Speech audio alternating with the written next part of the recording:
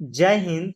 आज के इस वीडियो में हम डीएलएड थर्ड सेमेस्टर साइंस का प्रीवियस ईयर करने वाले हैं, जो एग्जाम के लिए काफ़ी महत्वपूर्ण होगा। इसलिए महत्वपूर्ण हो जाता है क्योंकि आपके एग्जाम में 60 से 70% जो प्रश्न है ना, वो प्रीवियस ईयर से देखने को मिलते हैं। इसलिए प्रीवियस ईयर बहुत ही महत्वपूर्ण हो जाता है और इससे आपको यह भी अंदाजा मिलता है कि हमारे पेपर में कैसे प्रश्न आते हैं और कहाँ से प्रश्न ज़्यादा मात्रा में उठते हैं और हमारी तैयारी कैसी है। यह सारी जानकारी आपको प्रीवियस ईयर से मिलने लगती है।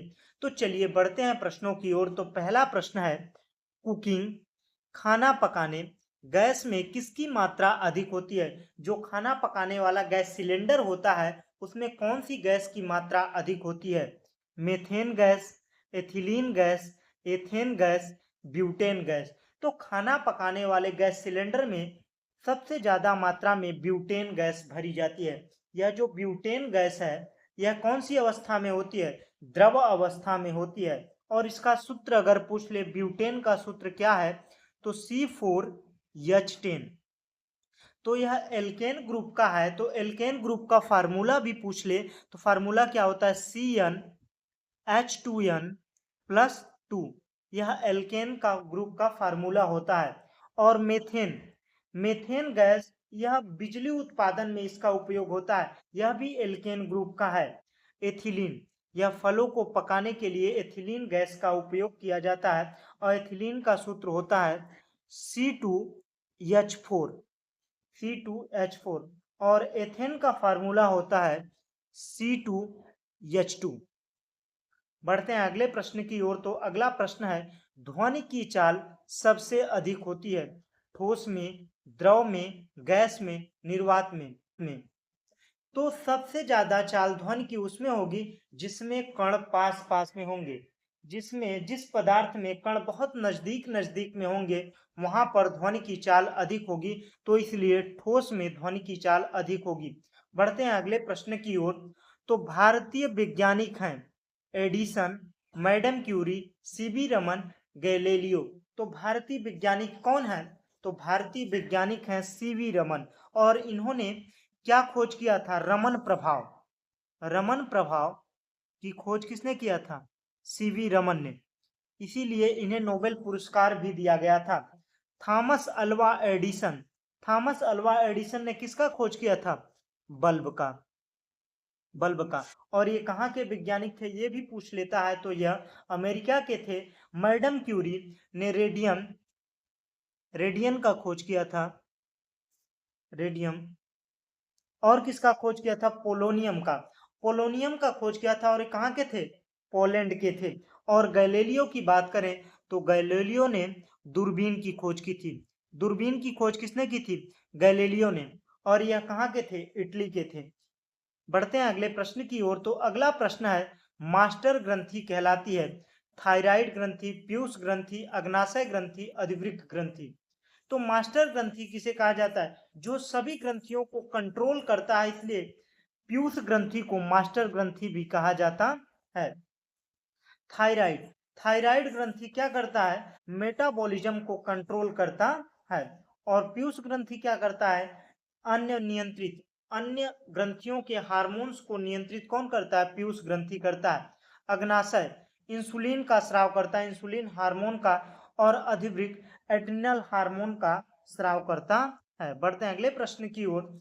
नागफनी का पौधा होता है जलीय, मरुस्थलीय, आरोही, अपरोही।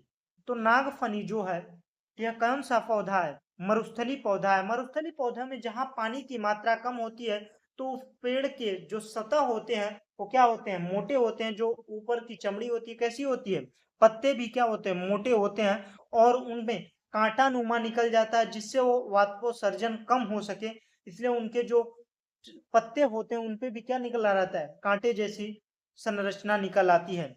आरोही, आरोही का मतलब है कि जो दीवाल को पकड़कर जो पौधे चढ़ते हैं उन्हें क्या कहा जाता है, आरोही पौधे। और अपरोही, अपरोही का मतलब है, अपरोही पौधे क्या होते हैं, जो पौधे किसी पौधे के ऊपर रहकर उसी के ऊपर चढ़ते चले जाते हैं वो क्या कहलाते हैं, अपरोही। जैसे अमरबेल, अवरोही में जैसे किसी भी पेड़ हो गया, सेम का पेड़ हो गया, और जली पौधे में जलकुंभी, ये सब क्या है, जली पौधे हैं। तो नागफनी पौधा कैसा है, मरुस्थलीय है। एसिटिलीन का रासायनिक सूत्र है CH4 C2H6 C2H4 C3H8। तो एसिटिलीन का रासायनिक सूत्र क्या होता है, C2H4। ऑप्शन तीसरा सही होगा। बढ़ते हैं अगले प्रश्न की ओर। तो अगला प्रश्न है, निकट दृष्टि दोष को दूर करने के लिए प्रयोग किया जाता है उत्तल लेंस, उत्तल दर्पण, अवतल लेंस, अवतल दर्पण। तो निकट दृष्टि दोष के लिए तो दर्पण का प्रयोग तो होगा नहीं, केवल लेंस का प्रयोग होगा। तो कौन सा लेंस होगा, तो निकट दृष्टि दोष में क्या होता है कि निकट की चीजें दिखाई देती हैं लेकिन दूर की चीजें नहीं दिखाई देती हैं, तो उसे क्या कहते हैं, निकट दृष्टि दोष। और दूर दृष्टि दोष उसे कहते हैं, दूर की वस्तुएं दिखाई देती हैं लेकिन निकट की दृष्टि वस्तुएं नहीं दिखाई देती, उन्हें क्या कहते हैं, दूर दृष्टि दोष। ठीक, बात समझ में आई। लेकिन निकट दृष्टि दोष की बात करें तो निकट दृष्टि दोष में अवतल लेंस का प्रयोग होता है और दूर दृष्टि दोष के लिए उत्तल लेंस का प्रयोग होता है। उत्तल दर्पण का प्रयोग कहां पर होता है, कार के साइड मिरर में। साइड जो मिरर होता है, साइड मिरर में इसका उपयोग होता है उत्तल दर्पण का। अवतल दर्पण का प्रयोग कहां पर होता है, दाढ़ी बनाने के लिए जब आदमी शेविंग करता है तो कौन से दर्पण का प्रयोग करता है, अवतल दर्पण का प्रयोग करता है। बात समझ में आई। बढ़ते हैं अगले प्रश्न की ओर। तो अगला प्रश्न है, समुद्र तल पर दाब मापी के पारे की ऊंचाई होती है 80 सेंटीमीटर, 76 सेंटीमीटर, 60 सेंटीमीटर, 100 सेंटीमीटर। तो समुद्र तल पर दाब मापी में पारे की ऊंचाई कितनी होती है, 76 सेंटीमीटर होती है। निम्नलिखित में से पत्ती से संबंधित अंग नहीं है, पर्णधार, पर्णवृंत, पर्णशिराएं, पर्णफलक। तो कौन सा अंग संबंधित नहीं है, तो पर्णधार। कार्बन का क्रिस्टलीय अपरूप है ग्रेफाइट, फुलरीन, लैंप ब्लैक, हीरा। तो कार्बन का क्रिस्टलीय अपरूप है हीरा। ऑप्शन चौथा सही होगा। पृथ्वी प्रत्येक वस्तु को अपने ओर खींचती है, यह बताया था अल्बर्ट आइंस्टीन ने, सीवी रमन ने, आइजैक न्यूटन ने, एस.एन. बोस ने। तो किसने बताया था कि पृथ्वी वस्तुओं को अपनी ओर खींचती है, सो सर आइजैक न्यूटन ने बताया था। ऑप्शन तीसरा सही होगा। बढ़ते हैं अगले प्रश्न की ओर। कुम्हार के चाक की गति होती है घूर्णन गति, सरल गति, वृत्तीय गति, दोलन गति। तो दोलन गति। तो कौन सी गति होती, तो कुम्हार के चाक में कौन सी गति होती, घूर्णन गति होती है। सामान्य वृक्ष की लंबाई होती है 0.5 मीटर से 1 मीटर, 1 मीटर से लेकर 3 मीटर, 3 मीटर से लेकर 30 मीटर और 30 मीटर से अधिक। तो सामान्यतः वृक्ष की लंबाई 3 मीटर से लेकर 30 मीटर तक होती है। प्रथम प्रकार के उत्तोलक का उदाहरण है। तो उत्तोलक क्या है, सबसे पहले ये जानिए। तो उत्तोलक उसे कहते हैं, उत्तोलक वह सरल मशीन है जो पेशीय बल द्वारा चलती है और जो हमारे काम को आसान करती है। तो उत्तोलक समझ में आया। तो उत्तोलक 3 प्रकार के होते हैं। प्रथम श्रेणी का उत्तोलक, तो उत्तोलक में भाग कितने होते हैं, 3 भाग होते हैं। एक होता है आलंब, एक होता है भार, एक होता है आयास। आयास दिया रहेगा या प्रयास दिया रहेगा। अब बात समझिए। आलंब, जहां से जो चीजें घूम रही, जो उत्तोलक जहां से घूम रहा है वो क्या कहलाता है, आलंब कहलाता है। और भार, जो काम हो रहा है वो क्या है, भार है।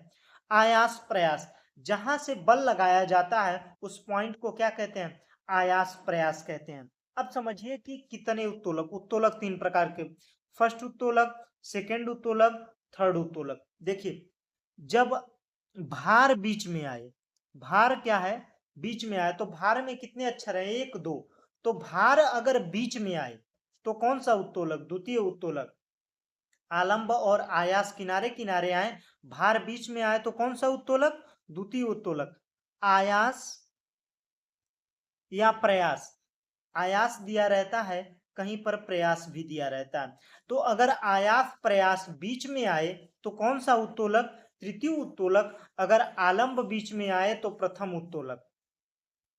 आलंब बीच में आए तो प्रथम उत्तोलक। तो प्रथम उत्तोलक की बात कर रहा है तो प्रथम उत्तोलक में क्या होता है, आलंब बीच में आता है। तो ऐसा कौन सा यंत्र है जो बीच से घूमता है, सरौता। सरौता जो होता है वो किनारे से घूमता है। किनारे से जब घूम रहा है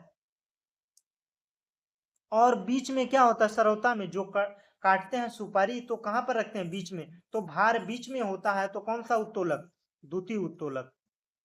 ठीक, द्वितीय उत्तोलक हुआ।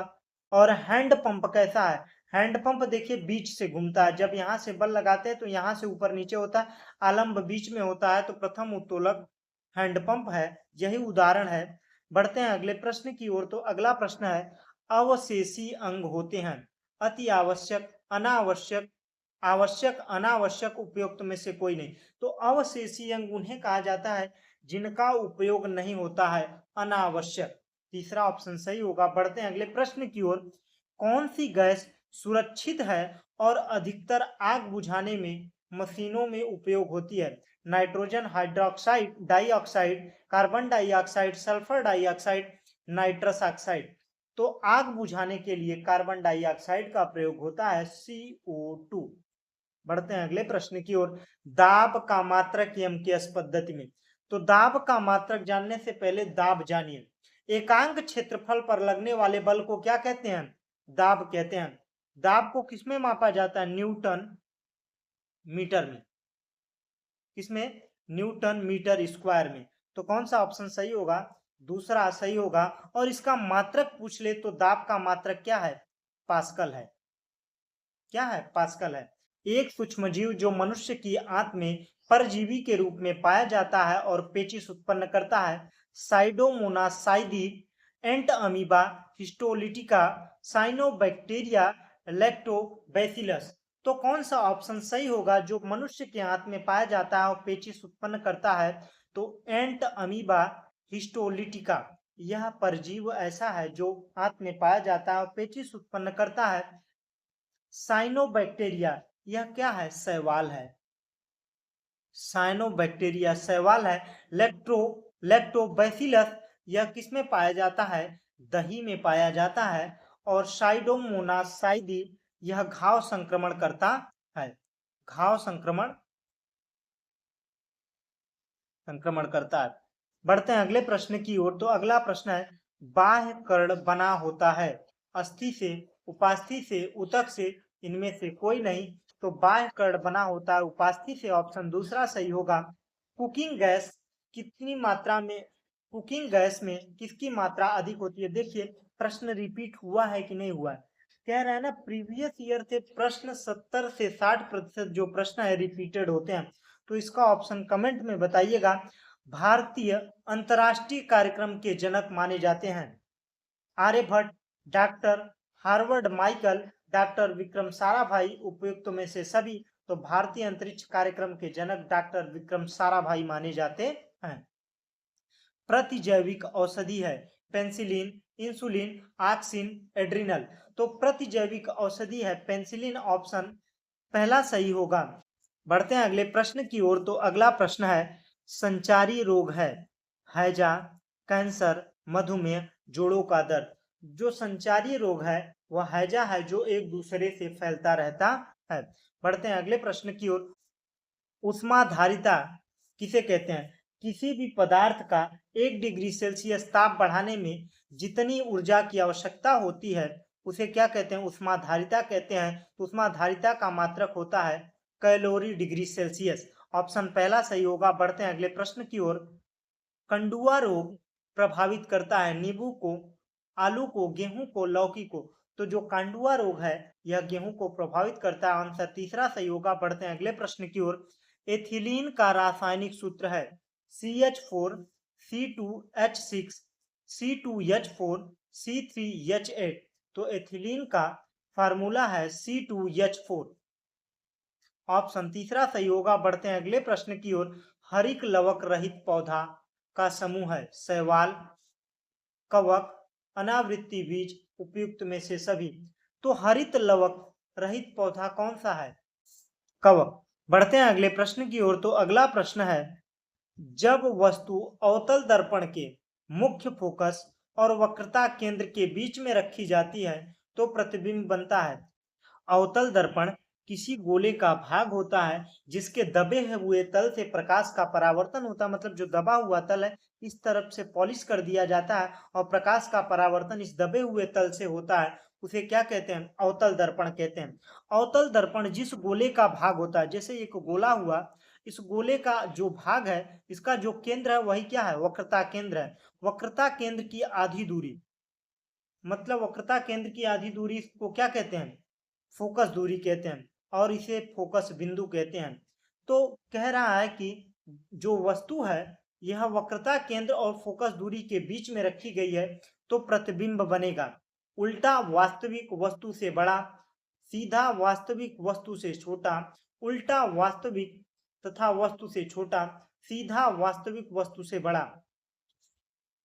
तो देखिए, जब भी प्रतिबिंब बनेगा अवतल दर्पण में, उल्टा बनेगा, वास्तविक बनेगा और वस्तु से बड़ा बनेगा।